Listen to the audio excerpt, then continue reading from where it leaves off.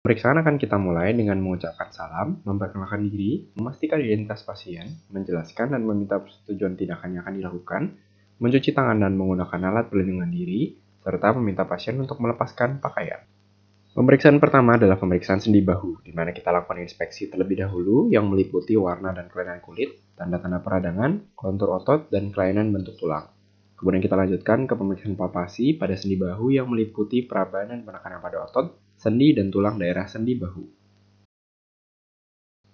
Melanjutkan pemeriksaan masih pada sendi bahu, kita akan minta pasien untuk melakukan gerakan aktif yaitu gerakan fleksi dan ekstensi, gerakan abduksi, aduksi, rotasi internal, dan rotasi eksternal.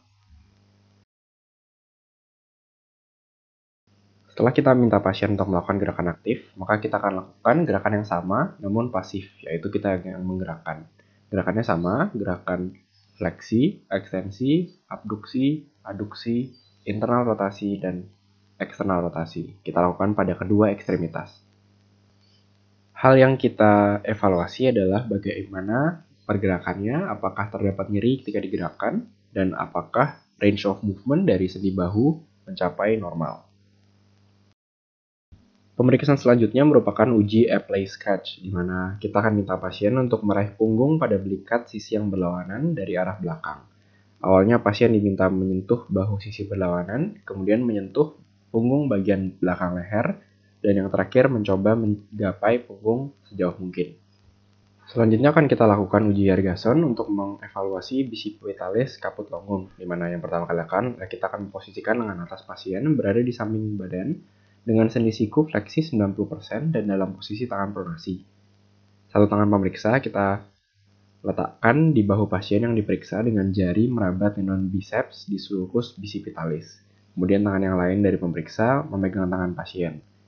Kita lakukan penekanan dan kita minta pasien untuk melakukan supinasi untuk melawan tahanan yang kita lakukan, sambil kita raba tendon bicipitalis di sulcus bicipitalis. Selanjutnya akan kita lanjutkan ke sendi siku, di mana kita akan lakukan inspeksi terlebih dahulu, perhatikan warna dan kelainan kulit, tanda peradangan, kontur otot, kelainan bentuk tulang, massa atau benjolan. Kemudian kita lakukan palpasi daerah siku meliputi paraba dan penekan otot bicep dan tricep, seperti gadistal humerus, epicondylus lateralis, dan medialis humeri, proses olecranon dan sulcus olecranon.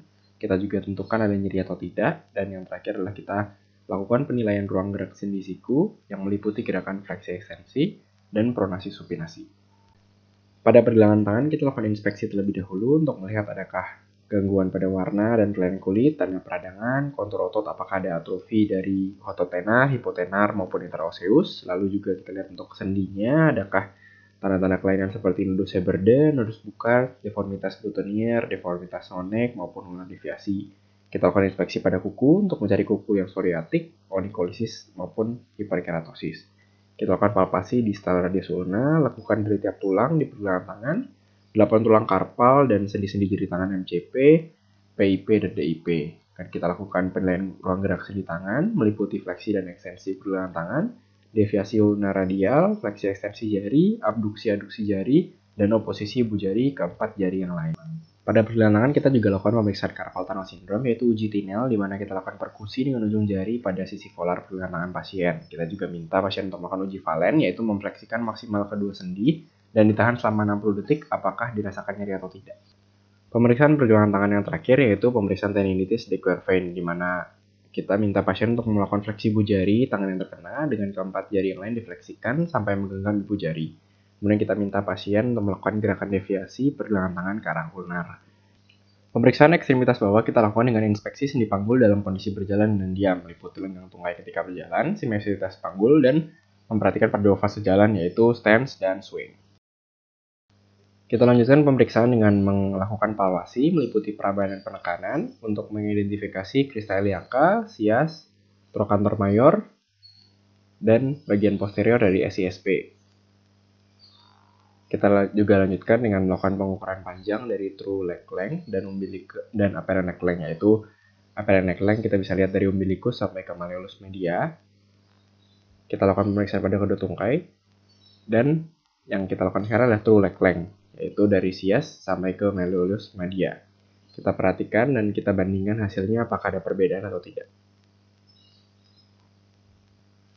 Kita lanjutkan dengan pemeriksaan panggul secara aktif. Kita lakukan minta pasien untuk melakukan fleksi dengan menekan lutut pasien dan menggerakkan paha ke arah dada. Lalu kita minta juga pasien melakukan gerakan ekstensi, abduksi, aduksi, rotasi internal, dan rotasi eksternal secara aktif. Nah, di sini peran kita adalah kita harus menjaga agar panggul tetap berada di tempat tidur dengan menahan kaki yang lain agar tidak ikut terangkat.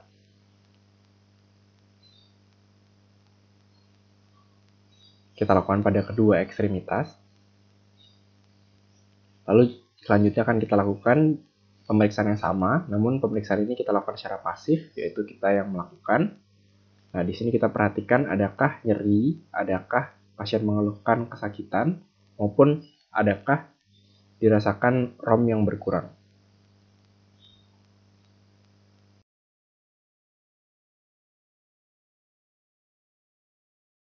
Kita lanjutkan dengan pemeriksaan Patrick untuk melihat adakah kelainan di sendi koksi dan sakroiliak. Diminta pasien kita minta melakukan fleksi, abduksi, dan eksternal rotasi pada sendi panggul. Lalu kita lakukan penekanan pada lutut yang difleksikan. Tes Patrick positif ketika kita pasien merasakan adanya nyeri atau rasa seperti tersetrum yang menjalar.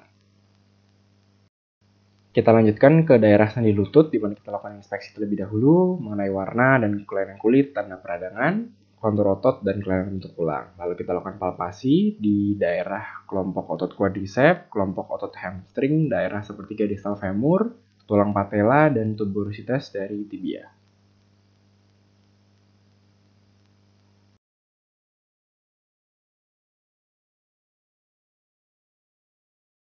Uji palpasi juga bisa kita lakukan untuk mengevaluasi efusi dengan Bull sign untuk efusi minor, di mana kita melakukan penekanan pada suprapatella sambil mendorong cairan efusi dari sisi lateral ke medial, lalu kita usap sisi medialnya sambil memperhatikan sisi lateral dari patella.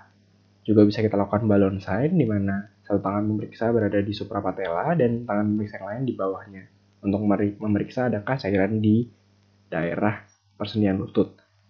Lalu yang terakhir adalah kita melakukan uji palpasi untuk efusi balloting dari patella, di mana kita menekan patella ke arah femur dengan cepat.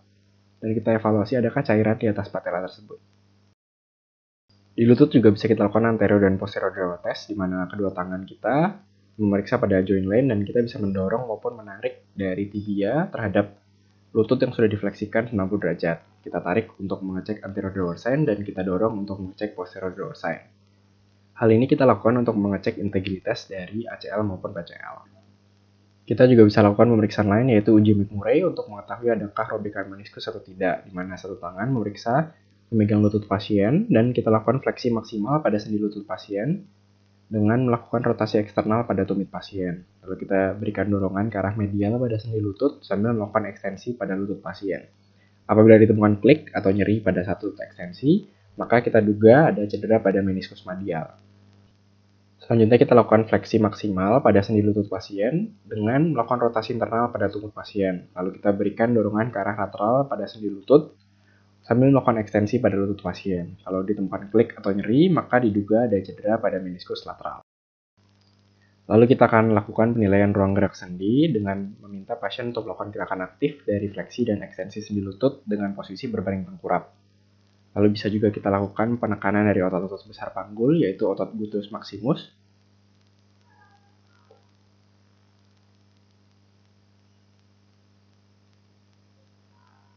Kita lakukan perban dan penekanan pada otot dan tulang pergelangan kaki dan kaki.